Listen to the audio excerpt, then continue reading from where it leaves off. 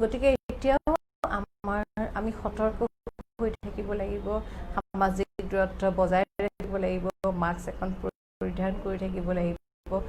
সকলোখিনি কথা আমাক যিসকল ব্যক্তিয়ে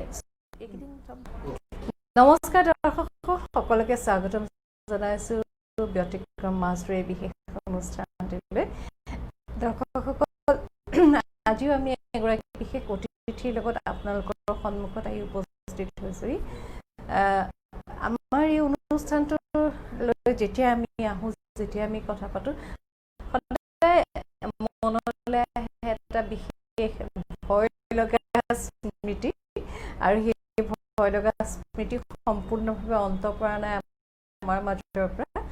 আৰু সেই ভয় লগা স্মৃতিটোৱে হৈছে ক'ভিড ভাইৰাছ নামৰ এটা চকুৰে নমনা যেতিয়া বীজাণুৱে এটা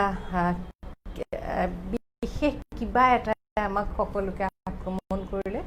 আৰু COVID-19 সেই আক্ৰমণৰ পৰা, কৰোনা ভাইৰাছৰ সেই আক্ৰমণৰ পৰা আমি ৰক্ষা কৰিবলৈ পুৰুষাৰ্থ সকলোৰে চেষ্টাৰে আগবাঢ়িলোঁ। আমাক এই চেষ্টাত সহায় কৰি গ'ল চিকিৎসকসকল, আৰক্ষী, প্ৰশাসন সকলো। তাৰপিছৰ পৰা আমি লকডাউনৰ পিছৰ পৰা এতিয়া আনলক ওৱানলৈ আহিলোঁ। লাহে লাহে সকলোখিনি মুকলি হ'ল। তথাপি দেখোন অ'ত দুই এজন COVID-19 দ্বাৰা আক্ৰান্ত, কৰোনা ভাইৰাছৰ দ্বাৰা আক্ৰান্ত ব্যক্তি অ'ত দুই এজন ধৰা পৰি আছে। গতিকে এতিয়াও আমি সতৰ্ক হৈ থাকিব লাগিব, সামাজিক দূৰত্ব বজাই ৰাখিব লাগিব, মাস্ক এখন পৰিধান কৰি থাকিব লাগিব। সকলোখিনি কথা আমাক যিসকল ব্যক্তিয়ে, চিকিৎসক, প্ৰশাসক আৰু আইনজ্ঞ আৰু আৰক্ষী, যিসকলে আমাক দিহা পৰামৰ্শ দিয়ে, আমি সেই দিহা পৰামৰ্শবিলাক মানি চলি আগবাঢ়ি যাব লাগিব। আমি ঘৰত থাকিলোঁ, পৰিয়ালৰ লগত সময় অতিবাহিত কৰিলোঁ, আমাৰ সন্ততিক আমি সময় দিলোঁ, তেনেকৈ দিনবিলাক পাৰ কৰিলোঁ। কিন্তু এই সময়খিনিতে বহু ব্যক্তিয়ে বহু ধৰণে কাম কৰি আছে। ঘৰৰ বাহিৰৰ পৰা কাম কৰিছে, ঘৰৰ ভিতৰত থাকিও কাম কৰি আছে। বিশেষকৈ আমি আমাৰ যেতিয়া সন্তানসকলক লৈ আমি খুবেই ব্যস্ত হৈ পৰোঁ, তেওঁলোকৰ শিক্ষাক লৈ আমি মাতৃসকলে বেছিকৈ চিন্তা কৰোঁ। আমি আমাৰ নিজৰ সন্তানক লৈ চিন্তা কৰোঁ, আমাৰ দুটা তিনিটা পৰিয়ালৰ আমাৰ নিজৰ সন্তানক লৈ চিন্তা কৰোঁ। কিন্তু এনে বহু পিতৃ মাতৃ আছে, তেওঁলোকে অজস্ৰ সন্তানক লৈ চিন্তা কৰে। আৰু সেইসকল পিতৃ মাতৃ হ'ল শিক্ষাগুৰুসকল। আমি সদায় জানো যে পিতৃ মাতৃৰ যি স্থান সন্তানৰ বাবে, তাতোতকৈ বহু ওপৰত শিক্ষক শিক্ষয়িত্ৰীসকলৰ স্থান। কাৰণ সেইসকল শিক্ষক শিক্ষয়িত্ৰী, সেইসকল ব্যক্তি, তেওঁলোকে বছৰ ধৰি সেই ল'ৰা ছোৱালীবিলাকক শিক্ষাৰ পোহৰেৰে, জ্ঞানৰ পোহৰেৰে এখন ধুনীয়া পৃথিৱীলৈ আগবঢ়াইছে। গতিকে জ্ঞানৰ পোহৰে আগবঢ়াই লৈ যোৱা সেই ব্যক্তিসকলো জানো সেই সন্তানসকলক পিতৃ মাতৃ স্বৰূপ নহয়? আমি পৃথিৱীৰ পোহৰ দিছোঁ আমাৰ ল'ৰা ছোৱালীক, আৰু শিক্ষাগুৰুসকলে জ্ঞানৰ পোহৰ দিছে ল'ৰা ছোৱালীবিলাকক। আজি তেনেকুৱা এগৰাকী শিক্ষয়িত্ৰীক আমাৰ মাজত আমি পাই আমি অতি সুখী হৈছোঁ। যিগৰাকী মহিলাৰ বাবে শিক্ষকতা তেওঁৰ জীৱনৰ এটি ব্ৰত, যিগৰাকী মহিলাৰ বাবে ঘৰখন, দুখন ঘৰ, এখন নিজৰ ঘৰ, আনখন ঘৰ হৈছে বিদ্যালয়খন। প্ৰত্যেকটো প্ৰত্যেকজন ছাত্ৰ ছাত্ৰীক সন্তানৰ দৰে তেখেতে পালন কৰে। প্ৰত্যেকজন ছাত্ৰ ছাত্ৰীৰ অভিভাৱক বুলি ভাবে নিজকে, আৰু প্ৰত্যেকজন ছাত্ৰ ছাত্ৰী যাতে ভাল হয় সেই কথাষাৰে প্ৰতিটো মুহূৰ্ততে অনুভৱ কৰে। আৰু সেইগৰাকী শিক্ষয়িত্ৰী হৈছে আমাৰ সকলোৰে অতি শ্ৰদ্ধাৰ শ্ৰীযুতা মণিকা গোস্বামী বাইদেউ। শ্ৰীযুতা মণিকা গোস্বামী বাইদেউ মহৰ্ষি উচ্চতৰ মাধ্যমিক বিদ্যালয় শিলপুখুৰী, তেখেত অধ্যক্ষা। বাইদেউ, আমি ধন্য হৈছোঁ আজি আপুনি আমাৰ মাজলৈ আহিলে, ইমান ব্যস্ত তথাপিও আহিলে। বাইদেউ, আমি অনুষ্ঠানটো আৰম্ভ কৰিম, তাৰ আগতে এটা সৰু উপহাৰ আপোনাক যাচিব বিচাৰিছোঁ। বাইদেউ, এইখন এখন মাস্ক, এইখন কটন কাপোৰেৰে তৈয়াৰ কৰা মাস্ক, মানে আৰাম পায় আৰু গৰমত। আৰু এই মাস্কখন আমি ইণ্ডিয়ান টুৰিজিমৰ সহযোগত ব্যতিক্ৰম মাস্কটোৱে তৈয়াৰ কৰিছোঁ। আৰু আপুনি শুনি ভাল পাব বাইদেউ, যিসকল মহিলা আৰ্থিকভাৱে অনগ্ৰসৰ সেই মহিলাসকলৰ দ্বাৰা আমি এই মাস্কখন তৈয়াৰ কৰিছোঁ। আৰু এই মাস্কখন আমি খুব কম মূল্যত ৰাইজলৈ আগবঢ়াই দিছোঁ। এই মাস্কখন আপোনাক দিবলৈ পাই ভাল। ধন্যবাদ। আৰু বাইদেউ আপোনাৰ পঢ়াৰ টেবুলত ৰাখিবলৈ এখন সৰু কেলেণ্ডাৰ ব্যতিক্ৰমৰ ফালৰ পৰা আমি তৈয়াৰ কৰিছোঁ, আপোনালৈ আগবঢ়ালোঁ। বাইদেউ আপোনাক সকলোৱে চিনি পায়। এনেকুৱা চাগে হৈছে বাইদেউ জীৱনত যে এতিয়া মাক হ'ল, মাক হোৱাৰ পিছত এটা সময়ত আইতাকে পঢ়িছিলে, তাৰপিছত মাকে পঢ়িছিলে, মাক আপোনাৰ ছাত্ৰী আছিল, তাৰপাছত এতিয়া মাকৰ এতিয়া সন্তানো হ'ল, স্কুলৰ ছাত্ৰী আছিলে, আছে, এনেকুৱা বহুত হৈছে। গতিকে আৰু এটা কথা বাইদেউ আমি অনুভৱ কৰোঁ, জীৱনত আটাইতকৈ চহকী হ'ল শিক্ষাগুৰু, আৰু তাৰপিছত খেতিয়কসকল। তাৰমানে এডৰা এডৰা ধাননি পথাৰ থাকে। গতিকে শিক্ষকসকলৰ সমান চহকী নাই। আৰু স্কুলৰ কাৰণ স্কুলৰ পৰাইতো বিভিন্ন দিশত গুচি যায়। বাইদেউ এতিয়া আমি অকণমান আপোনাৰ ব্যক্তিগত জীৱনলৈ আহোঁ। প্ৰত্যেকৰে জীৱনত একো এক উদ্দেশ্য থাকে, লক্ষ্য থাকে। মই ডাক্তৰ হ'ম, মই ইঞ্জিনিয়াৰ হ'ম, মই আৰক্ষী সেৱালৈ যাম বা এনেকুৱা ধৰণৰ। আপুনি কিবা জীৱনত বা আপোনাৰ উদ্দেশ্য আছে নে, লক্ষ্য আছে? জীৱনটো আপুনি কেনেধৰণে আগবাঢ়ি গ'ল আৰু আজিৰ পৰ্যায়ত কেনেকৈ উপনীত হ'ল? সেইটো মই আৰম্ভ কৰিব লাগিব মোৰ সৰু অৱস্থাৰ পৰা। আমি 4জনী বাই ভনী আছিলোঁ, তাৰ ভিতৰত মই সবতকৈ সৰু আছিলোঁ। আমাৰ দেউতাৰ মানে সদায় বিচাৰিছিলে যে 4জনী ছোৱালী চবেই মানে উচ্চ শিক্ষিত হৈ মানে এই শিক্ষকতাৰ লাইনত থাকিব, তেওঁলোকে তাৰ বাহিৰে বেলেগত যাতে নাযায়। সেই হিচাপে মোৰ ডাঙৰ বাইদেউ কটন কলেজ হান্দি কলেজত চাকৰি কৰিছিলে, মোৰ 2 নম্বৰ বাইদেউ কটন কলেজত কৰিছিলে। খালি মোৰ এজনী বাইদেউ তেওঁ নীতি ক্ৰাটিং, কিন্তু সেইটোও আপোনাৰ শিক্ষা এটা, মানে তেওঁ মানে উচ্চ শিক্ষা ইমান নকয়, ডিগ্ৰী লোৱাৰ পিছত নীতি কাটিং এম্ব্ৰইডাৰী কৰি পেলাই তাৰপিছত কুকিঙৰ শিকি পেলাই তেনেকুৱা কৰিছে। তাৰপিছত মই যেতিয়া দেউতাৰ ইচ্ছাটো যেতিয়া আছিলে, আমাৰ মানে এটা মনত চবৰে আছিলে যে দেউতাই বিচাৰিছে, সেইকাৰণে আমি শিক্ষকতালৈ থাকিব লাগিব। দেউতাই মই পঢ়ি থকা অৱস্থাতে ঢুকাইছে, কিন্তু 1980 চনত ঢুকাইছে, তেতিয়া মই পঢ়িয়ে আছিলোঁ। সেই দেউতাৰ যিটো আগ্ৰহ, দেউতাৰ যিটো ইচ্ছা, দেউতাৰ সেইটো বস্তু সদায় ভাবিছিলোঁ যে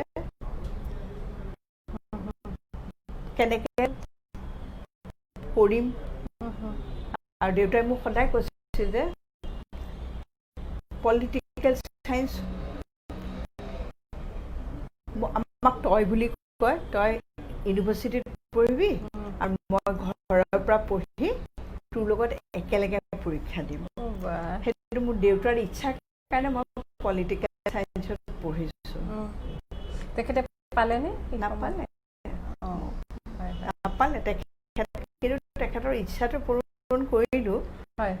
কিন্তু দেউতা নাই, মই পঢ়ি থাকোঁতে ঢুকাইছে, তাৰ আগতে ঢুকাইছে। আপুনি ৰাজনীতি বিজ্ঞানত স্নাতকোত্তৰ হ'ল, তাৰপিছত আপুনি বেলেগ এটা বিষয় লৈ যাব পাৰিলেহেঁতেন। তাৰপিছত আপুনি মহৰ্ষি স্কুললৈ কেনেকৈ আহিলে সেই যাত্ৰা? আচলতে যেতিয়া মই কৰিলোঁ 1984ত মই BA পাছ কৰিলোঁ, তেতিয়া আমাৰ ধৰক মানে মোৰ ডাঙৰ বাইদেউ কইম্বাটুৰত মাষ্টাৰ ডিগ্ৰী পঢ়িবলৈ গৈছিলে। তাৰপিছত তেওঁ উভতি আহিছিলে। তাৰপিছত মই BA পাছ কৰাৰ পিছত আমাৰ ঘৰৰ অলপ ঘৰুৱা মানে ফাইনেন্সিয়েল ক্ৰাইচিছ এটা হৈছিলে, আমি অলপ ভালেখিনি সন্মুখীন হৈছিলোঁ। মই ইউনিভাৰ্চিটিত এডমিশ্যন লৈছিলোঁ। তাৰপিছত মোৰ ইউনিভাৰ্চিটি হোৱা সেইখিনি সময়ত লগবিলাকৰ লগত খোৱা তেনেকুৱা আৰ্থিক এটা সময়, তেতিয়া মাহঁতক কৈ দিয়া নাই, কিন্তু মই জোৰ এখন এডুকেটন বুলি স্কুল এখনত জইন কৰিলোঁ। আৰু তাৰ পৰাই মই কৰিছোঁ, আৰু তাৰ BA ডিগ্ৰী কৰিছোঁ লৈ আছোঁ। তাতে তাত 40 বছৰৰ আপোনাৰ এছু স্কুল মানে এটা দিওঁতে ঘৰ কাষতে তেওঁ লৈ পেলাই এডভাৰটাইজ তাতে দিছিলোঁ, কিন্তু মই ঠিকৰ কাৰণে দিছিলোঁ, দৰকাৰ কাৰণে দিলোঁ। তেওঁ জানো তেওঁ ইণ্টাৰভিউ তাৰপিছত কৰিব নাই, কৰিম, দৰমহা কিমান লাগিব, দৰমহাৰ কথা ইমান দিব যি দিব তাকে তেওঁলোকে মোক সেইটো তেতিয়ালৈকে মোক অধ্যয়ন বস্তু দিব। তাৰপিছত যে গ'ল আৰু মোৰ মেইল লেটাৰ পঠিয়ালে, আমাৰ এড্ৰেছত আছে মানে চব চিঠি পত্ৰ এড্ৰেছত আছিলে। তেওঁ আহিলে তাত এখন খুলি চালোঁ, ইনচাৰ্জ দি দিছে। মোক ঘৰৰ নাই তেতিয়া চবৰে গৈছে, প্ৰত্যেকজনে মোৰ দিলে। তেতিয়া সেইদৰে বিয়া হৈ গৈছে, মাৰ লগত আছিলে একদম অপোজ বোলে মহৰ্ষিৰ নামটো ঋষি সন্যাসী নিদিয়ে মানে মোক। তাৰপিছত আৰু কোৱাৰ মেলাৰ পিছত মোক বহুত সমৰ্থ, ঠিক আছে কৰা, তুমি কৰা। আমি যদি মই কৈছোঁ ঠিক আছে, গৰম বন্ধ চলি মই দেখিছোঁ পোৱা নাই, মই আগগুচি আহিম। গৰম বন্ধ চলি 25 তাৰিখে জইন দিলে, আৰু জুলাই মাহতে গৰম বন্ধ, গতিকে মই কৈছোঁ ঠিক।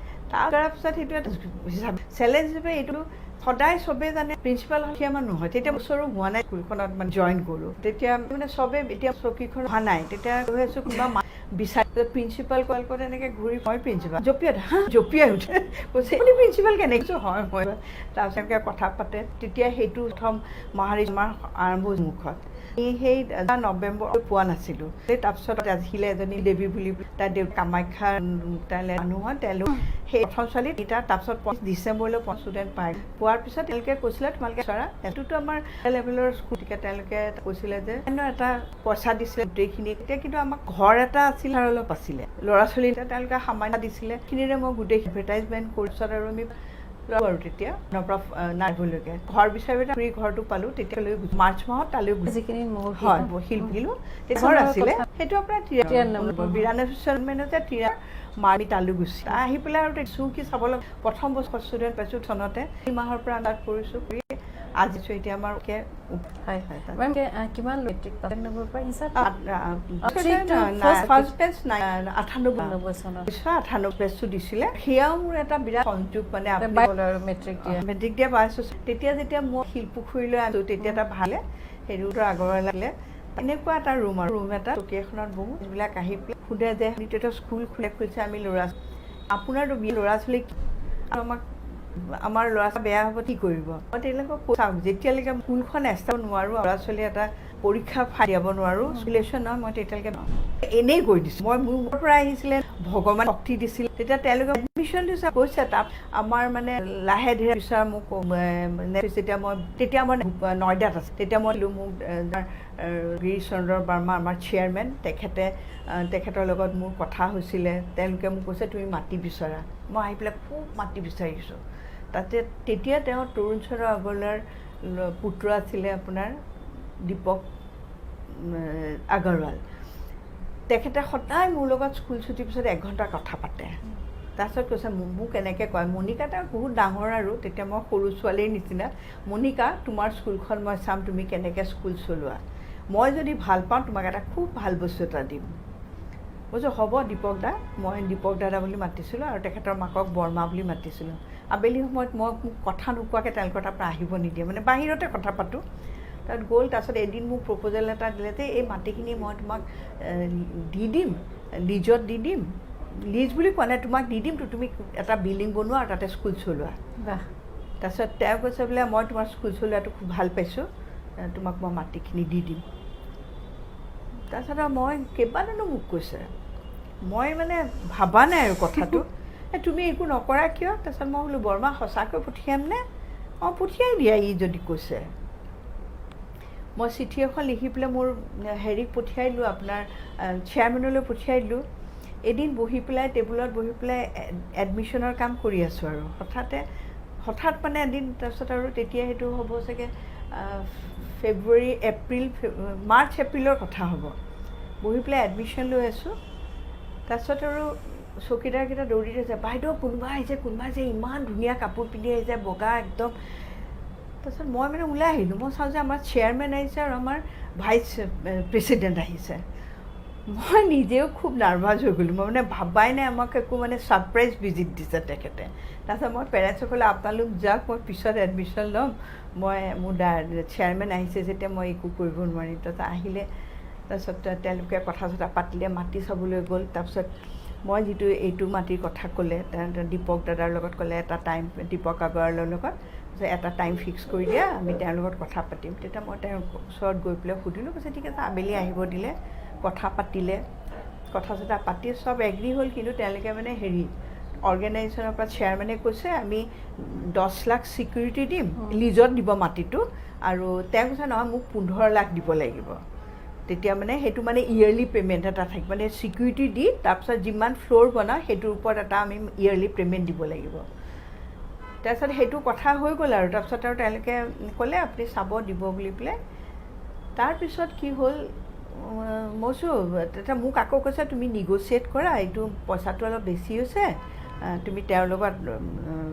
দীপক আগৰ লগত কথা পাতা মই ক'লোঁগৈ দীপক দা তেওঁলোকে মোক কৈছে আপুনি পইচাটো অলপ কমাই দিয়ক ছিকিউৰিটিটো কৈছে নহয় নহয় মণিকা তুমি চিন্তা কৰিব নালাগে মোৰ মহাৰিষিৰ লগত টেলিপেথি আছে মহাৰিষি মহেশ যোগীৰ লগত মোৰ টেলিপেথি আছে তেখেতে কৈছে এইটো দিবই আৰু তুমি একো চিন্তা নকৰিবা তুমি আৰু এবাৰ লিখি দিয়া সঁচাকৈ তাৰ কিছুদিন পিছত তেওঁলোকে কৈছে হয় আমি মাটিখিনি লিজত ল'ম আৰু 15 লাখ টকা মানে ছিকিউৰিটি দিম তাৰপিছত হ'ল তাৰপিছত কিন্তু আমাৰো ইমান কপাল বেয়া দীপক দাদাই মানে তেখেতে ৰেজিষ্ট্ৰেশ্যনটো কৰাৰ আগতে তেখেত ঢুকাই থাকিলে তেওঁৰ ৰেজিষ্ট্ৰেশ্যনটো আমি চব কাম কৰিছিলোঁ তাৰপিছত আৰু এডভকেটে গোটেইখিনি কৰি মেলি পেলাই তাৰমানে কিছুমান ৰুলছ থাকেতো এইবিলাক কৰি মেলি এইটো ৰেজিষ্টাৰ হ'ব লাগে তেতিয়া আৰু তেওঁলোকে তেওঁৰ বৰমা কি তেওঁৰ মাক আৰু মানে বৰমা বুলি যাক মাতোঁ দীপক আগৰৱালৰ মাক আৰু তেখেতৰ মিছেছে ছিগনেচাৰ কৰি পেলাই আমি সেইখিনি লিজত ল'লোঁ আৰু 94ত লিজ এগ্ৰিমেণ্ট হৈ গৈছে 95ত আমি পাৰ্মিশ্যন পাইছোঁ GMDAৰ পৰা বিল্ডিং টু কনষ্ট্ৰাকশ্যন ষ্টাৰ্ট হৈছে আৰু 97ত আপোনাৰ বিল্ডিংটো আমাক মানে কমপ্লিট বিল্ডিংটো দিছে কিন্তু আমি মানে কি হৈছে প্ৰথম ফাৰ্ষ্ট ফ্ল'ৰটো হৈ গৈছে ছেকেণ্ড ফ্ল'ৰ গ্ৰাউণ্ড ফ্ল'ৰটো হৈ গৈছে আমাক গ্ৰাউণ্ড ফ্ল'ৰটো কমপ্লিট কৰি দিয়া নাই ফ্ল'ৰখন হোৱাৰ পৰা ফাৰ্ষ্ট ফ্ল'ৰটো দিছে আমি তাতে স্কুল চলাইছোঁ এনেকুৱা এটা মানে 5 তলা বিল্ডিং বনাব তলত আমি কনষ্ট্ৰাকশ্যন চলিয়ে আছে ল'ৰা ছোৱালী তাতে স্কুল কৰিয়ে আছে মানে ইমান এটা মানে ভয়াৱহ অৱস্থাত মই স্কুল চলাইছিলোঁ ইটা বালি চিমেণ্ট ৰড চলি আছে স্কুলো চলাই আছোঁ কিন্তু সৰু ল'ৰা কিন্তু ভগৱানৰ কৃপাত মানে সেইখিনি সময়ত একো এটা মানে কাৰো এটা আচৰো লগা নাছিলে তেতিয়া আমাৰ বিল্ডিংটো হৈ গ'ল 97ত আমাৰ এফিলিয়েশ্যন হ'ল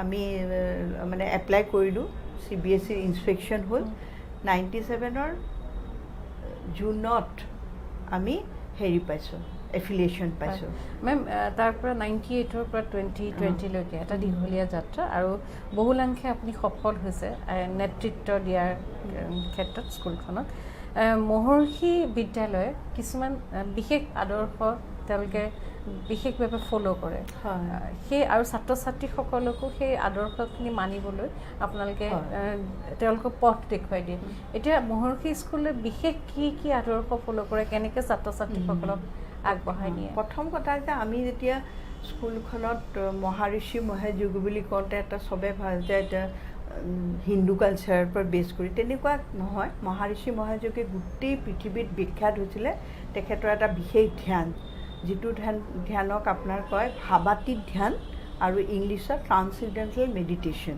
অসমীয়াত ভাবাতীত ধ্যান ভাৱৰ অতীত কিন্তু আগৰ দিনৰ মনীষীবিলাকে যেতিয়া বাহিৰত জংঘলত গৈ তেনেকুৱা একদম অকলে থাকি তেওঁলোকে পৰ্বত পাহাৰত গুহাত গৈ পেলাই কৰিছিলে কিন্তু মহাৰিষিজীয়ে কৈছিলে যে আমি নিজৰ দৈনন্দিন জীৱনত কাম কৰি থাকি পেলাই আমি ধ্যান কৰিব পাৰোঁ সেই ধ্যানটোকে তেখেতে ভাবাতীত ধ্যান বুলি কৈছে যে 15 মিনিট সময় 20 মিনিট সময় তোমালোকে মানে তেওঁ কৈছিলে যে মানুহে চবেই বহিব লাগে বহি পেলাই চকু মুজি যেটা তাৰ আগতে আমাক এটা হেৰি দিয়ে এইটো ইনিচিয়েশ্যন কৰা বুলি কয় তাৰমানে ভাবাতীত ধ্যান কৰাৰ আগতে আমাক এটা মন্ত্ৰ দিয়ে মন্ত্ৰ মানে এটা শব্দ দিয়ে মন্ত্ৰ বুলিও নকওঁ মন্ত্ৰ বুলি ক'লে আকৌ ভাবিব যে হেৰি শব্দ হৈছে এটা শব্দ দিয়ে সেইটো আমাৰ পাতঞ্জলি যোগসূত্ৰৰ ওপৰত বেছ কৰি দিয়ে মানে আমাৰ যিটো বেদৰ হেৰি আছে তাৰ পৰা এটা বেছ কৰি বয়স অনুযায়ী দিয়ে কিন্তু সেইটো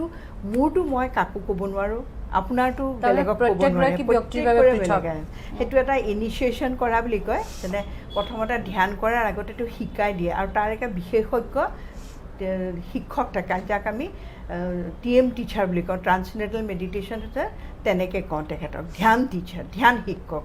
সেই ধ্যান শিক্ষকে দিয়াৰ পিছত আপোনাৰ 20 মিনিট সময় চকু বুজি পেলাই বহিব লাগে। কিন্তু যেতিয়া আমি ধ্যান কৰোঁ তেতিয়াকৈ এনেকুৱা নহয় যে আমি কনচেনট্ৰেশ্যন কৰিব নিদিয়ে আমাৰ যেতিয়া আমি বহি থাকোঁ, চকু মুজি বহি থাকোঁ, তেতিয়া আমি প্ৰাণায়াম কৰোঁ, তাৰপিছত বহোঁ। তেতিয়া কৰাৰ পিছত আমাৰ মনত যিমানবিলাক কথা আহে, ধৰক এটা মানে ভাৱ আহে, সেই ভাৱবিলাক বন্ধ কৰিব নিদিয়ে, যে তোমাৰ ভাৱটো আহি থাকিব দিয়া। কিন্তু তুমি যেতিয়া জানিবা যে মইচোন শব্দটোত নাই, মই বেলেগত আছোঁ, বেলেগ এখন হেৰিত আছোঁ, তেতিয়া আকৌ তুমি পুনৰ উভতি আহিবা, শব্দটোলৈ আহিবা। তেনেকৈ কৰোঁতে কৰোঁতে বছৰ কৰোঁতে কৰোঁতে তেতিয়া এনেকুৱা এটা সময় আহে, তেতিয়া মন্ত্ৰটোৱে ইমান যায়, তাতে মানে বহুতকেইটা 7টা স্তৰ থাকে। তেতিয়া আমি 4টা স্তৰ, যিটো সেইটো ট্ৰান্সেণ্ডেণ্টেল মেডিটেশ্যন, সেইটো ভাৱাতীত ধ্যান বুলি কয়, যে ভাৱৰ অতীত। ভাৱৰ অতীত মানে এতিয়া আমাৰ যিটো ভাৱ হয়, সেই বস্তুটোৰ পৰা আমি আঁতৰি গৈ পেলাই আমি আমাৰ ক'ত আছোঁ, আমি ফ্ৰেকশ্যন অফ ছেকেণ্ডৰ কাৰণে আমি যেতিয়া নাজানা হৈ যাওঁ, আৰু সেইটোকে কয় ভাৱাতীত ধ্যান। তাৰ পিছৰো আৰু 4টা ষ্টেট আছে, সেইবিলাক ইমান ক'লে মানে এতিয়া ছাত্ৰ ছাত্ৰীসকলে কোনটো পৰ্যায়লৈকে শিকে? সিহঁতে গোটেইকেইটা পৰ্যায় এইকেইটা থাকে। এতিয়া ধৰক আপোনালোকৰ তাত ক্লাছ 5ৰ পৰা আছে ক্লাছেছ বোলে, 5ৰ পৰা 12লৈকে ক্ৰম অনুসৰি ছাত্ৰ ছাত্ৰীসকলক সেই ধ্যানৰ পৃথিৱীখনলৈ কেনেকৈ লৈ যায়? তেওঁলোকক আচলতে প্ৰথমতে আমি ধ্যানটো যেতিয়া ক্লাছ 4 পায়, 5 পায়, সিহঁতক আমি ধ্যানটো, আমাৰ টিচাৰ আছে, শিক্ষক আছে, শিক্ষকে সিহঁতক মানে এইটো ইনিচিয়েশ্যন কৰা বুলি কয়, সেইটো কৰিব দিয়ে। তাৰপিছত পূজা কৰি পেলাই শব্দটো দি দিয়ে, দি পেলাই সিহঁতে কৰে। 1 বছৰ 2 বছৰ কৰাৰ পিছত যেতিয়া সিহঁতে 5ত কৰিলে, 4ত কৰিলে, 6ত সিহঁতক আৰু এটা পৰ্যায় আছে, সেইটোক মানে আপোনাৰ সিদ্ধি বুলি কয়, TM সিদ্ধি বুলি কয়, ট্ৰান্সেণ্ডেণ্টেল মেডিটেশ্যনৰ পিছৰ ষ্টেটটোক সিদ্ধি বুলি কয়। সেইটো আপোনাৰ পতঞ্জলিৰ কিছুমান সূত্ৰ আছে, আমাৰ 19টা সূত্ৰ আছে।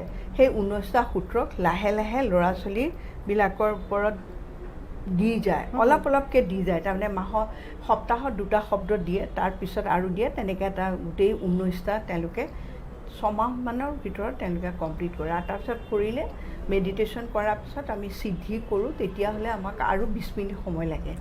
তেনেকৈ গ্ৰেজুৱেলি কৰি যায়। আৰু তেতিয়া ক'লে সেইটো কৰিলে মানে কি হয়, মানুহৰ এটা ল'ৰা ছোৱালীবিলাকৰ বিশেষকৈ এই স্মৃতি শক্তিটো জাগৰণ হয়, আৰু সিহঁতৰ প্ৰেজেঞ্চ অফ মাইণ্ডটো ভাল হয়। তাৰপিছত সিহঁতৰ মানে জীৱনটো অলপ ছেটেল হৈ যায়। তাৰমানে সিহঁতে, আমি যদি দেখোঁ, আমাৰ ল'ৰা ছোৱালী দেখোঁ বদমাছ, চব ল'ৰা ছোৱালীয়ে বদমাছ, কিন্তু তথাপিতো যেতিয়া আমাৰ ল'ৰা ছোৱালী মানে মানুহবিলাকৰ এটা অপিনিয়ন দিয়ে যে হয় মহাৰ্ষি ল'ৰা ছোৱালীবিলাক বেলেগ। কোনোবা স্কুলত যায়, মোকতো সদায় মিছেছ দস্তিদাৰ আৰ্মি স্কুলৰ প্ৰিন্সিপাল আছিলে, যেতিয়া আমাৰ হায়াৰ ছেকেণ্ডেৰী নাছিলে, কৈছে মণিকা তোমাৰ কিন্তু ল'ৰা ছোৱালীবিলাক, আমিতো তুমি বুলি মাতোতো, মণিকা তোমাৰ কিন্তু ল'ৰা ছোৱালীবিলাকৰ বাকী ল'ৰা ছোৱালীবোৰৰ পৰা একদম বেলেগ ধৰণৰ বেলেগ বোলে। কেনেকৈ কৰা? মই কৈছোঁ আমাৰ ল'ৰা ছোৱালীকে মেডিটেশ্যন কৰে। বহুত ডাঙৰ কথা আছে, বৰ্তমান সময়ত মেডিটেশ্যনটো অতি গুৰুত্বপূৰ্ণ কথা। হয় মেম, যিহেতু আপুনি বহু বছৰ ধৰি, প্ৰায় 25 বছৰে হ'ব আপুনি শিক্ষকতাৰ, নহয় মোৰ 35 বছৰ হয়, 35 বছৰ ধৰি আপুনি শিক্ষকতাৰ লগত ওতঃপ্ৰোতভাৱে জড়িত হৈ আছে। মোৰ কেতিয়াবা এনেকুৱা লাগে যেন আপোনাৰ নিজৰ ঘৰখনৰ উপৰি আপোনাৰ বিদ্যালয়খন আপোনাৰ দ্বিতীয় ঘৰ। আপুনি সকলো দিশতে আপুনি চকু ৰাখে। কিন্তু মোৰ এতিয়া প্ৰশ্নটো হ'ল যে বৰ্তমান যিটো শিক্ষাৰ ক্ষেত্ৰখনৰ অৱস্থিতিক আপুনি কেনেধৰণে বৰ্ণনা কৰিব? আচলতে 15 তাৰিখে মই যেতিয়া 15 মাৰ্চত আপোনাৰ স্কুল বন্ধ কৰিবৰ কাৰণে এটা ন'টিচ জাৰি কৰিছিলে, তেতিয়া মই সেইখন পোৱা নাছিলোঁ। টিভিত পাইছিলোঁ, প্ৰিন্সিপাল ছেক্ৰেটাৰীয়ে কৈছে স্কুল বন্ধ কৰিব লাগিব বুলি, কিন্তু আমি মানে সিমান এটা মই কৰা নাছিলোঁ। কি কাৰণে সেইদিনাখনে আছিলে আমাৰ প্ৰথম 2টা কথা আছিলে, পৰীক্ষা চলি আছিলে, দ্বিতীয় কথা হৈছে সেইদিনাখনে স্কুলখনত আমি 10 আৰু 12ৰ ল'ৰা ছোৱালীখিনি আহিছিলে। তেতিয়া মই ভাবিছোঁ যদি লকডাউন হৈয়ে যায়, নাইবা কিবা কাৰণে স্কুল বন্ধ হৈ যায়, লকডাউন বুলি ভাবা নাই তেতিয়াহ'লে আমি কিবা এটা ব্যৱস্থা কৰিব লাগিব। তেতিয়া মই টিচাৰখিনিক, ল'ৰা ছোৱালীখিনিক চবৰে সিহঁতৰ ফোন নাম্বাৰবিলাক কালেক্ট কৰি লৈ সিহঁতৰ লগত হোৱাটছএপত গ্ৰুপ খুলিব দিছিলোঁ।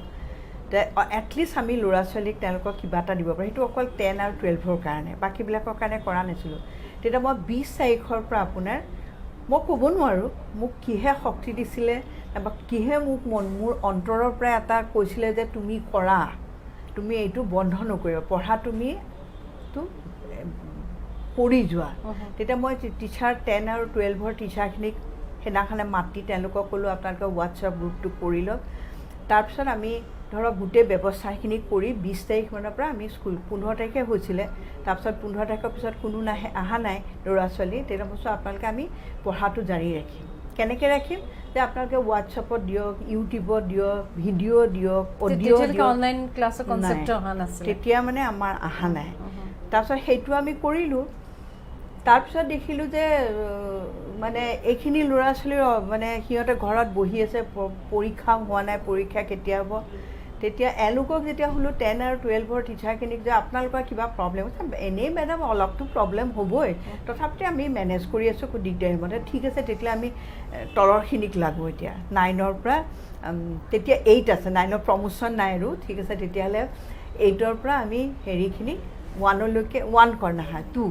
তেতিয়া 1 নাছিলে 1টো এপ্ৰিলতহে আহিব মই কৈছোঁ ঠিক আছে আপোনালোকে এটা কাম কৰক পুৰণা কিতাপখনৰ কাৰণে পুৰণা বস্তুৰ ওপৰত আপোনালোকে হোৱাটছআপ গ্ৰুপ কৰি পেলাই পঢ়াই থাকক একো নালাগে ডিক্টেশ্যন দিয়ক সিহঁতৰ পৰা কিবা এটা লিখিব দিয়ক তেনেকৈ আপুনি আৰম্ভ কৰক আপোনালোকে সৰু সুৰাকৈ আৰম্ভ কৰি যাওক হোৱাটছআপ গ্ৰুপ কৰি আছিলে অসুবিধাও পাইছিলে বহুতখিনি পেৰেণ্টছৰ পৰাও তেনেকুৱা ধৰক প্ৰথম অৱস্থাত সেইটো মানি লোৱাটো চবৰ কাৰণেই দিগদাৰী হয় কাৰণ এনেকুৱা এটা হোৱাটছআপত ক্লাছ কৰা ভিডিঅ' দিয়া অডিঅ' দিয়া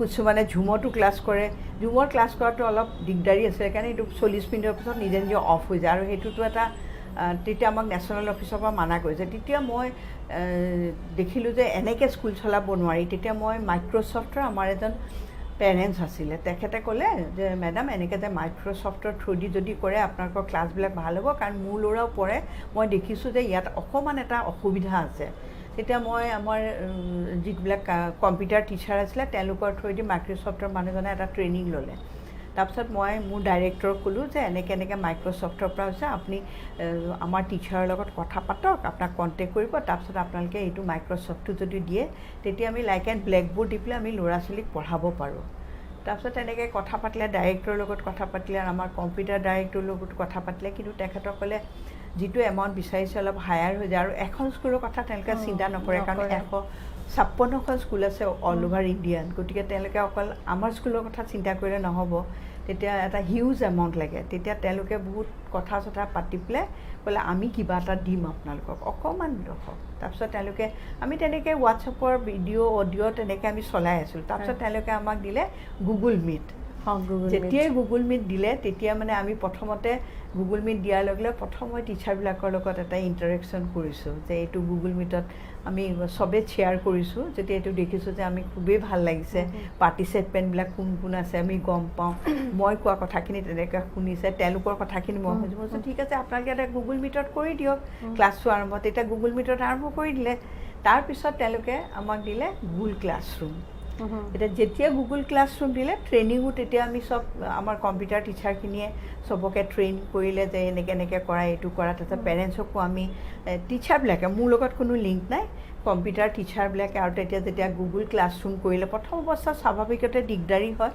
গতিকে এইটো আমি এপ্ৰিল মে' মাহৰ পৰা আমি গুগল ক্লাছ মিট আৰু গুগল ক্লাছৰুমটো পাইছোঁ তেতিয়াৰ পৰা চলি আছে তেতিয়া বহু কিছুমান পেৰেণ্টছৰ এটা সমস্যা হয় যে যাৰ দুজনেই মানে হেৰি চাকৰিয়াল তেতিয়া আৰু বিশেষকৈ ডাঙৰ ল'ৰা ছোৱালীবিলাকৰ মোবাইল ব্যৱহাৰ কৰিব পাৰে সিহঁতে নিজে কথাটো ময়ো পাইছোঁ বিশেষকৈ যিসকল দুইজনে চাকৰি কৰে আৰু সাধাৰণতে ল'ৰা ছোৱালীক আমি মোবাইল দিয়া নাই আৰু অতি শেহতীয়াকৈ মানে এটা খুব ৰসিক কথা এটা ওলাইছে যে COVID-19 আটাইতকৈ কাক চহকী কৰিলে COVID-19 চহকী কৰিলে মোবাইলৰ দোকানকেইখন তাৰমানে এতিয়া গুৱাহাটীত মোবাইল প্ৰায় নাইকিয়া হৈ গৈছে প্ৰত্যেক অভিভাৱকে ল'ব লগা হৈছে আৰু যি জুম মানে তেওঁলোককো চহকী কৰিলে হয় তাৰপিছত তেতিয়া সেইটো আমি অসুবিধা তেনেকুৱা কৰিছে পেৰেণ্টছৰ পৰা পাইছোঁ আমি তেতিয়া কৈছোঁ যে চাওক এটা বস্তু ঠিকেই আছে যে আমি সেইটো তেওঁলোকে অসুবিধা পাইছে কাৰোবাৰ লগতো বাচ্চাটো আছে অকলেতো বাচ্চাটো কাকো থৈ যোৱা নাই যিজন আছে তেখেতক শিকাই দিয়ক আৰু এতিয়া উপায় নাই এতিয়া যেতিয়া যদি কয় কোনোবা পেৰেণ্টছে যদি কয় যে ইণ্টাৰনেটৰ প্ৰব্লেম হৈছে আমাৰ ইমান পইচা আপোনালোকে দিব নেকি তেনেকুৱা ধৰণৰ প্ৰশ্ন উঠিছে আমি কেনেকৈ ল'ৰা ছোৱালীক মোবাইলটো দি থৈ যাওঁ সেইটোতো আপুনি কিছুমান ক্ষেত্ৰত এটা মানে ল'বই লাগিব বাধ্য কৰাবলৈ এতিয়াতো আমিতো কিবাটো কৰিছোঁ ল'ৰা ছোৱালীকতো আমি কিবা কাৰণে এটা ব্যস্ততা ৰাখিছোঁ আপোনালোকৰ স্কুলৰ অনলাইন পৰীক্ষা হৈ আছে ল'ৰা ছোৱালীবিলাকৰ 2020 মাৰ্কছৰ তেওঁলোকে পৰীক্ষাও দি আছে মই আৰু এটা কথা সুধিব মন গৈছে এই যে অনলাইন ক্লাছেছবিলাক হৈছে এই অনলাইন ক্লাছেছবিলাকৰ যোগাত্মক আৰু ঋণাত্মক দিশটো আপুনি কেনেকৈ দেখা পাইছে এইটো যোগাটো কম যে এতিয়া যিটো দিছে সেইটো ল'ৰা ছোৱালীখিনিক ব্যস্ততাত ৰাখি সেইটা উপায় যোগাত ঋণাত্মক দিশ যে শিক্ষকৰ লগত ল'ৰা ছোৱালী এটা মানে যিটো মুখামুখি থাকে সেইটো তাৰোপৰি ল'ৰা উৎপাত শিকে চুমত থাকে তেতিয়া দিব সেইটো তাৰ মাজতে আপোনাৰ কৰে মানে সেইটো এটা ঋণাত্মক আৰু এইটোৱে মই ভাবোঁ যে তেওঁলোকৰ এটা মনোবৈজ্ঞানিক ফালৰ পৰা চাবলৈ গ'লে মই মনোবৈজ্ঞানিক নহয় তথাপিতো সেইটো ফালৰ পৰা চাবলৈ গ'লে সিহঁতৰ এটা মানে লগ নোপোৱা ল'ৰা ছোৱালী নিজৰ মাজৰ কথাটো মাক দেউতাকৰ লগত যিটো সিহঁতে কয় তাৰ উপৰি সিহঁতে কিছুমান কথা নিজৰ বন্ধু বান্ধৱৰ লগত কয় সেই বস্তুটো বন্ধ হৈ গৈছে সেইকাৰণে অকণমান সিহঁতে 1% হলেও সিহঁতে ডিপ্ৰেশ্যন এটা থাকে আৰু এটা কথা হয় মই ভাবোঁ এগৰাকী শিক্ষয়িত্ৰী সম্পূৰ্ণ মনোযোগ দিব পৰা নাই প্ৰত্যেকজন ছাত্ৰ ছাত্ৰীক আৰু কাৰণ কেতিয়াবা কি হৈছে কিছুমান ছাত্ৰ ছাত্ৰীৰ মাজতে নেট ডাউন হৈ গৈছে কথাখিনি লাগি ধৰিছে আৰু কেতিয়াবা কি হয় শিক্ষক বা শিক্ষয়িত্ৰীগৰাকীৰ সময়টোৰ কাৰণে কথাখিনি খুব খৰকৈ কৰিব লগা হৈছে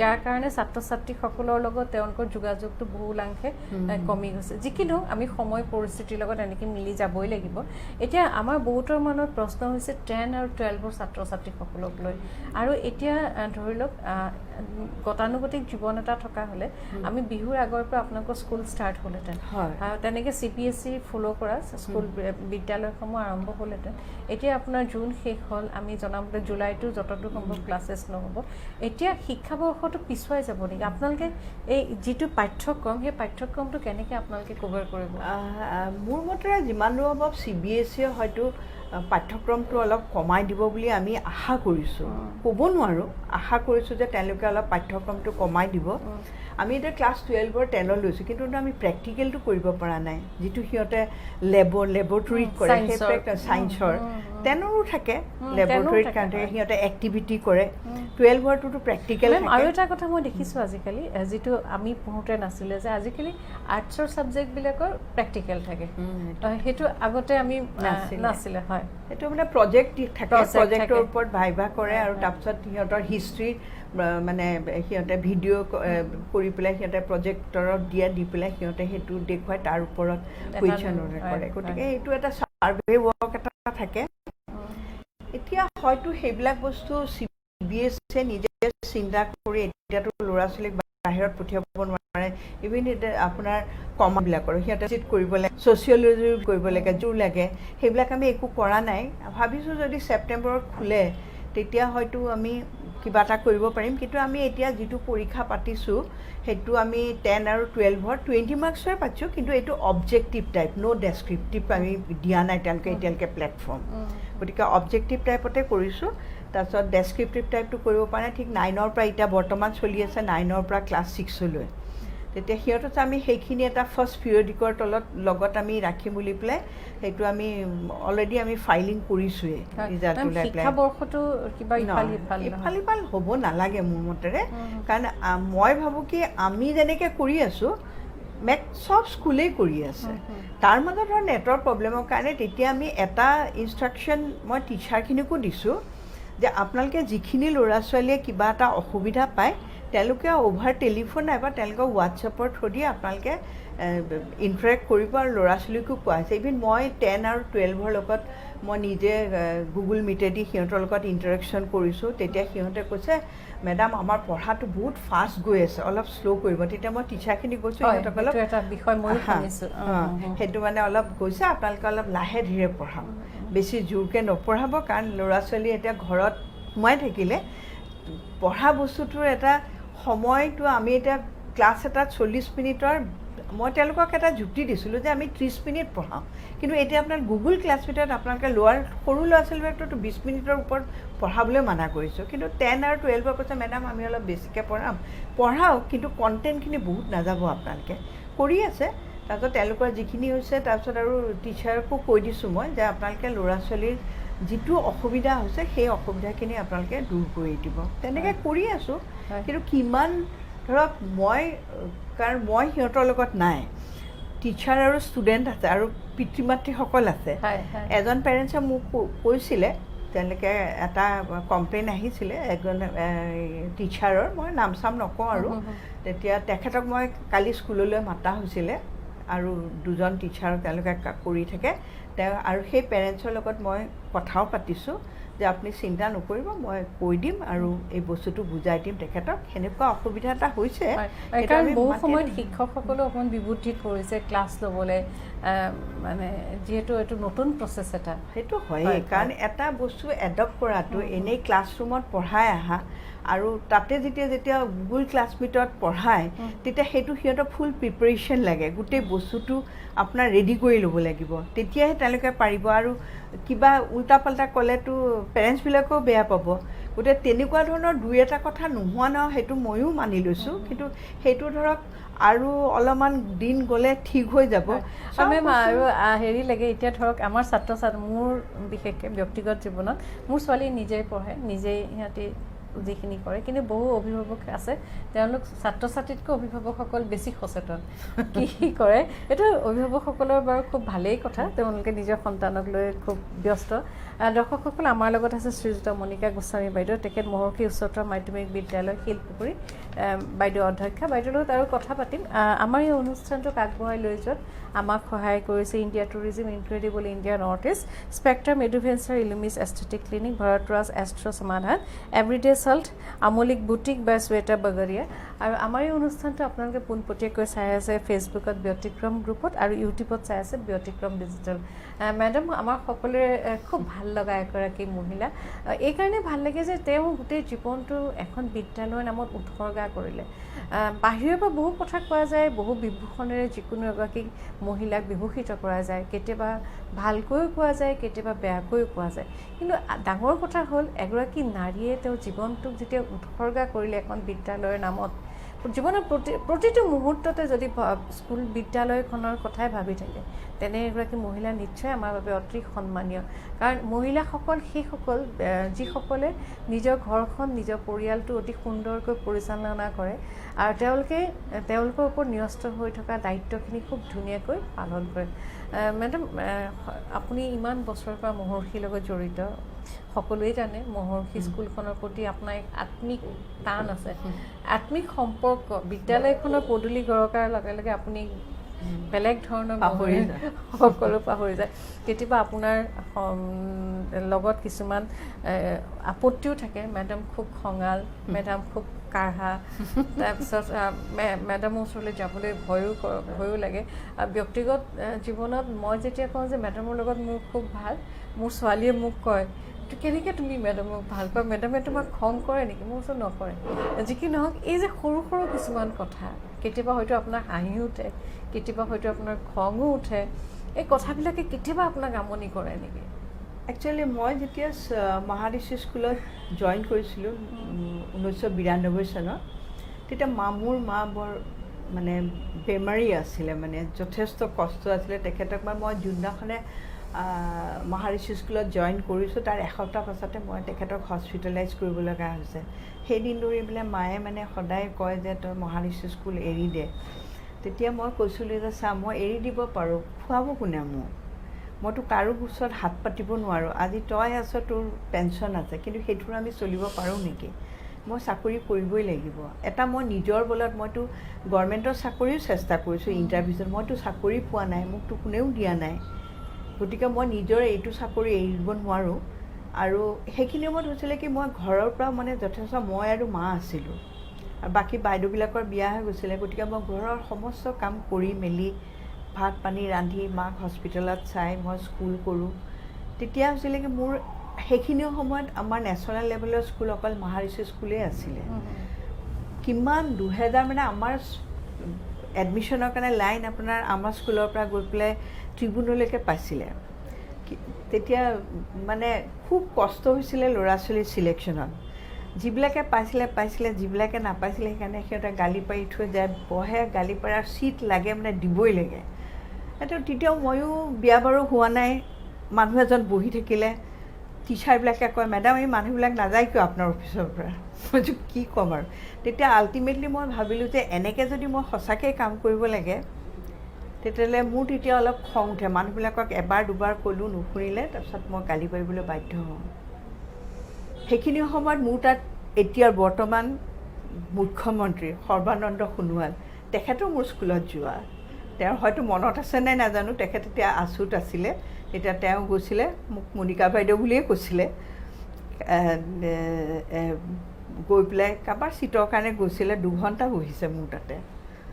গতিকে এনেকুৱা বহুত মানুহবিলাকে মানে মোক অলপ হয়তো ছোৱালী বুলি ভাবি পেলাই যে অসম ছোৱালী এজনী আছে যেতিয়া বহু দেৰি কথা পাতিব পাৰিম, তেখেতৰ পৰা এটা ভাল ৰেচপঞ্চ পাম, কিন্তু মই তেতিয়া তেওঁলোকক ভাল ব্যৱহাৰ কৰিবলৈ মই নাছিলোঁ। কাৰণ মই এটা বস্তু মোৰ কি আছে, নিজৰ এটা পাৰ্চনেলিটি এটা মেইনটেইন কৰিছোঁ যে মই লেডিজ হ'লেও মই ষ্ট্ৰং, মই উইক নহয়। সেইটো কাৰণে মই অলপ খঙাল হ'ব লগা হৈছিলে। মানে পৰিস্থিতিটো মানুহে মানে চিটৰ কাৰণে এনেকুৱা কৰিছে নুঠে চিটৰ পৰা। হয় হয়। তেতিয়া মই সেইকাৰণে মোক খঙাল হ'ব লগা হৈছিলে, পৰিস্থিতিয়ে মোক বাধ্য কৰাইছিলে। তাৰোপৰি মোৰ নিজৰ ঘৰৰো এটা সমস্যা আছিলে। মায়ে মোক সদায় কয় তই চাকৰি এৰি তাৰ কাৰণে তোৰ বিয়া হোৱা নাই, বাইদেউহঁতৰ চবৰ বিয়া হৈছে, তোৰ বিয়া পাতিব লাগে, তোক প্ৰিন্সিপাল কোনেও বিয়া নকৰায় প্ৰিন্সিপালক। তেনেকুৱা ধৰণৰ এটা বহুত ধৰণৰ সমস্যাৰ সন্মুখীন হৈছিলোঁ মই। সেইটো কাৰণে মই খুব খঙাল হৈছিলোঁ। খঙাল মোক আচলতে পৰিস্থিতিয়ে বাধ্য কৰাইছিলে, যিটো মানে, কিন্তু সেই পৰিস্থিতি এতিয়া নাই।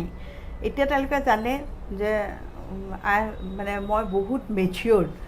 আৰু এটা কথা হয়, আপুনি এটা চিন্তাত নাথাকে, এগৰাকী মুৰব্বীয়ে পৰিয়ালটোৰ বিভিন্ন ধৰণৰ সমস্যা মূৰ পাতি ল'ব লাগে। ঠিক সেইদৰে বিদ্যালয়খনৰ পদূলি গৰকাৰ পাছত বিদ্যালয়খনৰ লগত জড়িত হৈ থকা ছাত্ৰ ছাত্ৰীসকলৰ লগত বা প্ৰশাসনিক ক্ষেত্ৰত বিভিন্ন ক্ষেত্ৰত জড়িত হৈ থকা প্ৰত্যেকটো সমস্যা প্ৰথম কিন্তু আপোনাৰ ফাললৈ আহে। কিয় এনেকুৱা হ'ল?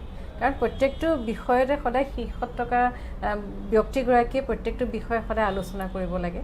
সেইকাৰণে বিভিন্ন বিষয়ে জুৰুলা হৈ থকাৰ পাছত এগৰাকী মহিলাই নিজৰ ব্যক্তিত্বক খুব জোৰকৈ ষ্ট্ৰং পাৰ্চনেলিটি এটা প্ৰতিপন্ন কৰিবৰ কাৰণে নিজক এখন আৱৰণে ঢাকি থ'ব লাগিবই। মেম আৰু এটা কথা, মই 2টা প্ৰশ্ন আছে আপোনালৈ।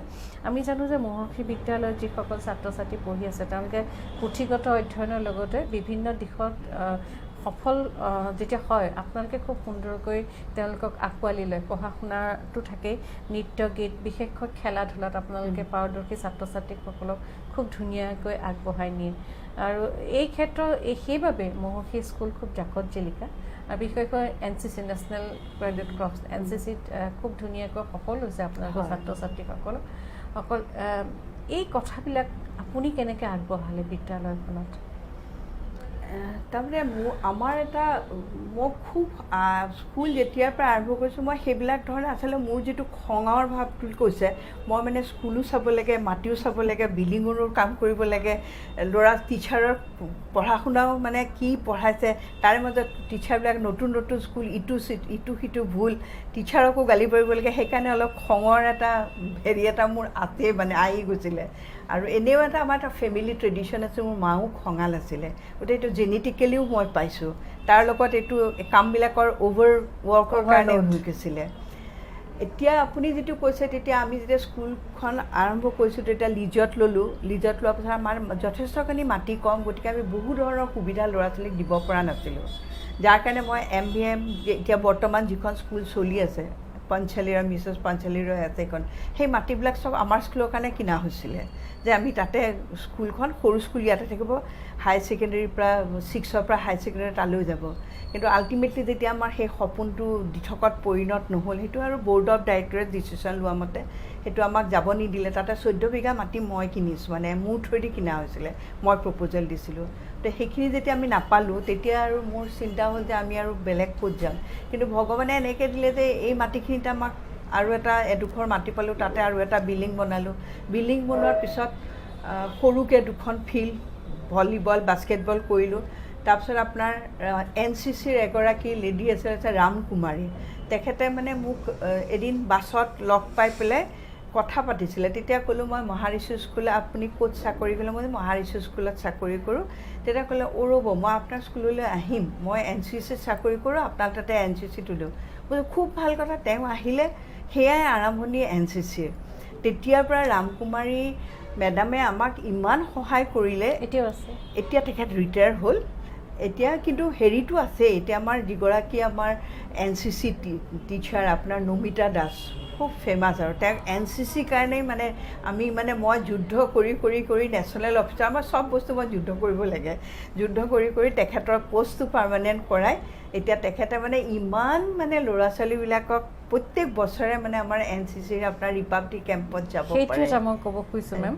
আৰু মহৰ্ষি বিদ্যালয়ৰ ছাত্ৰ ছাত্ৰীসকলে চি চাৰ্টিফিকেটলৈকে এই চাৰ্টিফিকেটখন হায়াৰ ছেকেণ্ডেৰী লেভেলত এই চাৰ্টিফিকেটখনৰ পৰীক্ষা দিয়ে। তাৰপিছত ৰিপাব্লিক ডে কেম্প কৰি মেডেল লৈ অহাৰ বহুকেইটা উদাহৰণ আছে। তাৰোপৰি তেওঁলোকে হেৰিটো গৈছে, এইটো ইউথ কেম্পতো গৈছে। হায়াৰ ছেকেণ্ডেৰীত যেতিয়া পঢ়ি থাকে তেতিয়া আমি তেওঁলোকক হয় হেণ্ডি কলেজত নাইবা ললিত ভৰালীৰ লগত আমি এটাচ কৰি দিওঁ। সেইটোৰ পৰা সিহঁতে এই YWC কেম্প বুলি কয়, সেইটো আপোনাৰ ছিংগাপুৰ, মালয়েছিয়া সেইবিলাকত তাতো গৈছে ল'ৰা ছোৱালীবিলাক। মেম শেষৰটো প্ৰশ্ন, এতিয়া বহু সময়ত যিটো ফিজ ষ্ট্ৰাকচাৰ, মাচুলৰ যিটো নিয়ম, সেই বিষয়টোক লৈও কিন্তু অভিভাৱকসকলৰ মাজত বহু মতভেদ দেখা যায়। বহু সময়ত সেইটো বিষয় বিতৰ্ক মজিয়ালৈ আহে, কথাটো কেনেকুৱা? সেইটোতো হয়, মই আৰম্ভণিৰ পৰাই পাইছোঁ। কিন্তু আমি যদি চাবলৈ যাওঁ তাৰ কাৰণে মই দুবাৰো আপোনাৰ কোৰ্ট কেছ হৈছে, কিন্তু কোৰ্টে আমাৰ ফৰেই হাৰ্ডিক দিছে যে ফিজটো তেওঁলোকে স্কুলে যিটো দিয়ে সেইটো মানি চলিব লাগিব। তাৰ কাৰণে আমাৰ প্ৰথম যিখন কোৰ্টত কেছ হৈছিলে ফিজ বঢ়োৱাৰ কাৰণে, তাৰ কাৰণে আমি গভৰ্ণমেণ্ট কোৰ্টে আমাক দিছে যে তোমালোকে হেৰি কৰা, বহি পেলাই দি লোৱা। তাৰপিছত আমি হোটেল এটা ঠিক কৰিছোঁ, দুজনমান পেৰেণ্টছ মাতিছিলোঁ সেই মিটিংখনত। তাৰ পৰা আমাৰ ডাইৰেক্টৰ আহিছিলে নেশ্যনেলৰ অফিচৰ পৰা। কথা পাতোঁতে আমি মাতিছিলোঁ মাত্ৰ 5জন, তেওঁলোকৰ গোটেই 50জনমান মানুহ আহিছে। আমি ৰখিছিলোঁ এটা সৰু ৰুম, তেওঁলোকে এটা ডাঙৰ ৰুম বুক কৰি দিছে। তাৰপিছত আমি দেখি নিজে আচৰিত হৈছোঁ ডাইৰেক্টৰক লৈ যাওঁতে। তাৰপিছত আৰু ইণ্টাৰেকশ্যন হৈ আছে তেওঁলোকৰ লগত। তাৰপিছত তেওঁলোকে কৈছে যদি আপোনালোকে যদি সেইটো ফিজ দিয়ে দিব, নিদিলে আপোনালোকে ল'ৰা ছোৱালী বেলেগ স্কুললৈ লৈ যাব, আমি 1 পইচাও নকমাওঁ। তেতিয়া মোক কিছুমান পেৰেণ্টছে আহি পেলাই তাতে মিটিঙত থকা মানুহ কৈছে, বাইদেউ আমাৰ সন্মানৰ কথা আছে, 1 টকা এটা হ'লেও কমাই দিয়ক। মই কৈছোঁ চাওক আপোনালোকে তেনেকৈ নক'ব, আমাৰ স্কুলৰ ফিজটো যিমান স্কুল আছে চবতকৈ কম, তথাপিতো আমি যিমানখিনি পাৰোঁ আৰু বেষ্ট ৰিজাল্ট আমিয়ে দি আছোঁ। ভগৱানৰ কৃপাত মই যদি ভাবোঁ 100% ৰিজাল্ট পাৰ্চেণ্টেজো খুব ভাল, ভগৱানৰ এতিয়ালৈকে কৈছোঁ, কিন্তু ভৱিষ্যতৰ কথা মই একো ক'ব নোৱাৰোঁ। গতিকে আপোনালোকে কিয় নহয় এইটো আমাৰ সন্মানৰ কথা আছে। মই কৈছোঁ ঠিক আছে, আপোনালোকে কিয় কৰে এনেকুৱা কাম। সেইদিন ধৰি পেলাই পিছে আৰু তেনেকুৱা ধৰণৰ কথা নাই। এতিয়া তাৰপিছত আমি যেতিয়া ফিজ এটা বঢ়াওঁ তেতিয়া আমি এটা চাৰ্কুলাৰ পঠিয়াই দিওঁ পেৰেণ্টছলৈকে। এইবাৰো আমি যোৱা বছৰ 2019 নৱেম্বৰত আমি চাৰ্কুলাৰ এটা দিছোঁ যে 100 ৰুপিজ ফিজ বঢ়াম বুলি পেলাই দিছিলোঁ। তাৰপিছত আমি যেতিয়া এইটো যে সেইটো তেওঁলোকে কোনো পেৰেণ্টছে আপত্তি কৰা নাই। তাৰপিছত আমি 1ৰ এডমিশ্যনটো লৈ ল'লোঁ ডিচেম্বৰত।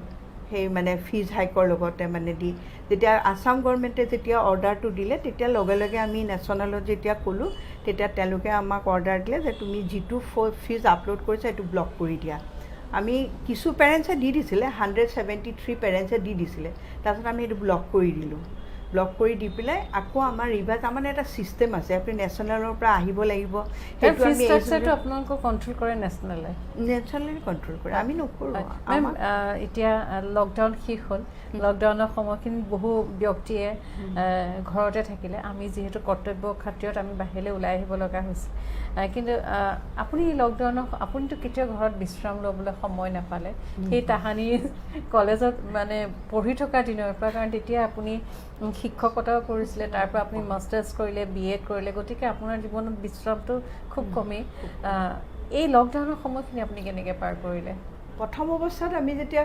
হোৱাটছএপৰে যেতিয়া ক্লাছ চলাই আছিলোঁ সেইটো তেওঁলোকৰ পৰা মই মোবাইলত আপডেটবিলাক লৈ থাকোঁ তাৰ পৰা মই খুব মই ৰীতা চৌধুৰীৰ গোটেই কিতাপ চেছ কৰিলোঁ পঢ়ি পেলাই তাৰপিছত মই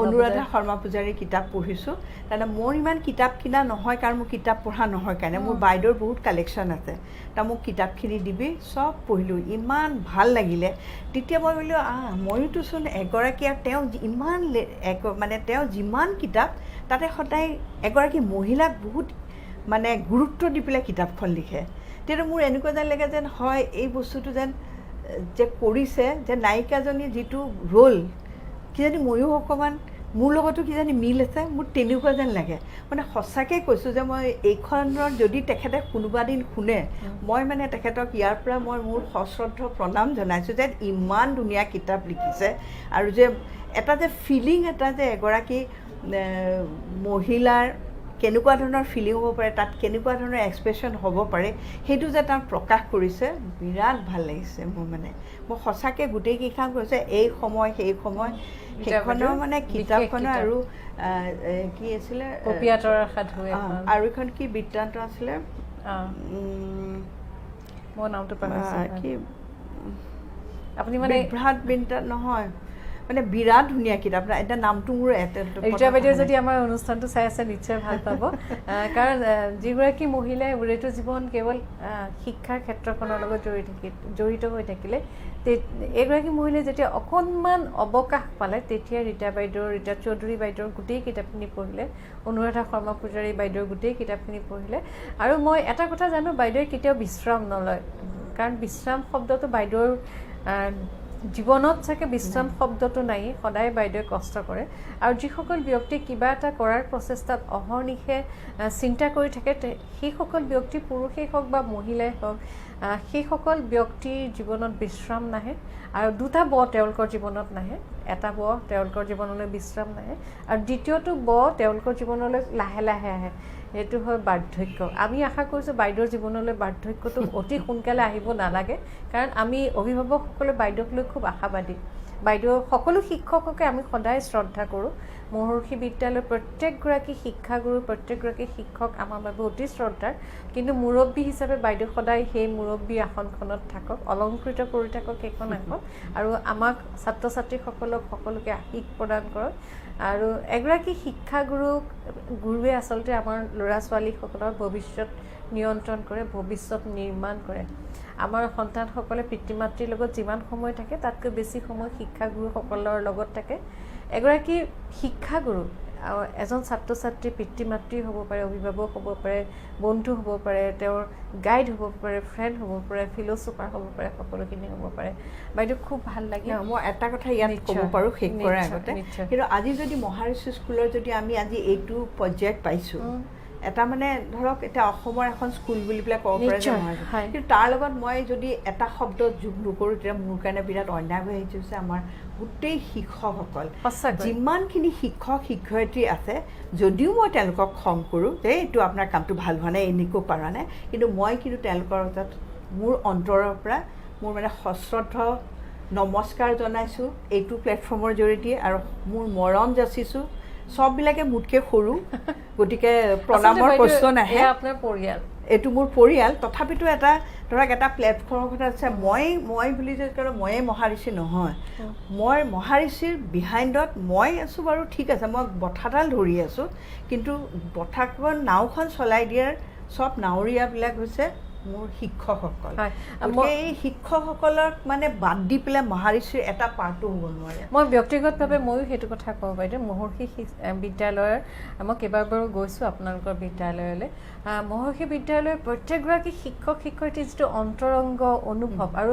ছাত্ৰ ছাত্ৰীসকলৰ লগত ইমান অন্তৰংগ তেওঁলোকৰ ইমান অন্তৰংগভাৱে কথা পাতে ছাত্ৰ ছাত্ৰীসকলৰ লগত ইমান মিলা প্ৰীতি দেখি খুব ভাল লাগে আৰু আপোনালোকে বিশেষকৈ যিটো বাৰ্ষিক অনুষ্ঠান আয়োজন কৰে লাষ্ট আপোনালোকে ইয়াত কৰিছিলে মেডিকেল কলেজ অডিটৰিয়ামত কৰিছিলে GMC এইচত কৰিছিলে তাত মই দেখা পাইছোঁ যে প্ৰত্যেকগৰাকী শিক্ষক শিক্ষয়িত্ৰী ইমান ব্যস্ত হৈ পৰিছিলে কোনে কি কাম কৰিব পাৰে আৰু ভাল লাগিছিলে তেওঁলোকে ষ্টেজত ভলীবল খেলিছিলে তেওঁলোকে ষ্টেজত বিভিন্ন ধৰণৰ নাচিছিলে গাইছিলে তাত ফণীন্দ্ৰ কুমাৰ দেৱ চৌধুৰীয়ে খুব আৱেগিক এটা ভাষণ দিছিলে আৰু ব্যক্তিসকল গৈছিলে সেইদিনাখন আমি সন্মুখত বহি যেতিয়া ছাত্ৰ ছাত্ৰীসকলৰ সেই বিভিন্ন অনুষ্ঠানবিলাক দেখিছিলোঁ তেওঁলোকে বিভিন্ন নাচ নাচিছিলে খুব ভাল লাগিছিলে আৰু সেইবাবে মহৰ্ষি বিদ্যালয়ে প্ৰত্যেকগৰাকী শিক্ষক শিক্ষয়িত্ৰী সেই মহানুভৱতাৰ বাবে ছাত্ৰ ছাত্ৰীসকলে খুব ধুনীয়াকৈ আগবাঢ়িছে আৰু এই সুযোগতে আমি ব্যতিক্ৰম মাজৰ তৰফৰ পৰা বাইদেউৰ লগতে মহৰ্ষি বিদ্যালয়ৰ প্ৰত্যেকগৰাকী শিক্ষক শিক্ষয়িত্ৰী আমি চেলুট জনাইছোঁ এই বন্ধৰ দিনত শিক্ষক শিক্ষয়িত্ৰীসকল কিন্তু একেবাৰে বহি থাকিব পৰা নাই আমি বিভিন্ন ধৰণৰ কামত আছোঁ যদিও আমাৰ ঘৰলৈ গৈছোঁ কিন্তু শিক্ষক শিক্ষয়িত্ৰীসকল ঘৰৰ পৰা ওলাব পৰা নাই আৰু তেওঁলোকৰ মানসিক কামখিনি মানে মেণ্টেল ৱৰ্কখিনি বহুত বাঢ়িছে বাইদেউ পুনৰবাৰ আপোনাৰ ওচৰত কৃতজ্ঞতা জ্ঞাপন কৰিলোঁ আজি আপুনি আমাৰ মাজলৈ আহিলে আৰু অনাগত দিনত আমাৰ এই মজিয়াখনত আমি আপোনাক আকৌ বিচাৰিম ধন্যবাদ বাইদেউ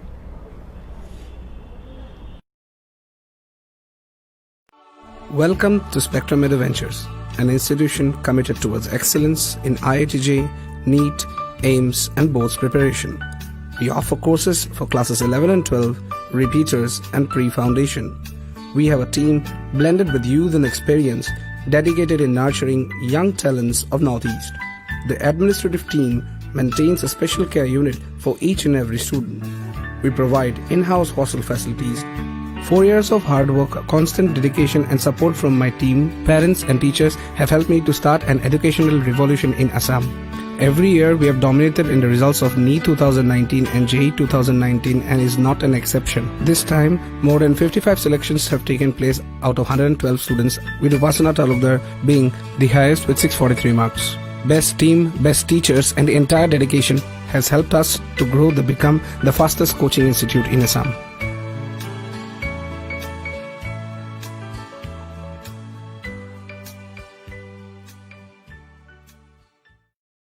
Welcome to Illumis Clinic. Look good, feel better. Illumis Clinic is Guwahati's first state-of-the-art aesthetic clinic located in the heart of Guwahati at ABC. Our services include cool sculpting, Exilis Elite, Botox and filler treatment, thread lifts, lasers and medifacials. Illumis Clinic was founded by Dr. Reema Das Malik in 2015 with the encouragement of her father-in-law late Bimal Chandra Malik and husband Dr. Saikat Malik, a laparoscopic surgeon himself at Narayana Hospital, Guwahati. Dr. Reema is a pioneer in bringing new technologies in the field of aesthetics in Northeast. She is a visiting faculty at Institute of Laser and Aesthetic Medicine, New Delhi and Allergan Medical Institute, Singapore. She has attended numerous trainings, seminars, conferences and workshops, both in India and outside, in the areas of aesthetics and cosmetology. She is the recipient of Dynamic Women Entrepreneur of the Year, Mumbai in 2016. Breakthrough Innovation in Modern Aesthetics and Skincare Practice, Mumbai in 2017 and Women Achievers Award, Guwahati in 2018 for significant contribution in the field of aesthetics and cosmetology by TV18 Group. Dr. Reema has worked hard to spread awareness about aesthetics across various industries and organizations in rural and urban areas in Northeast through organizing training programs and awareness campaigns. She has been the part of several talk shows in FM and news channels.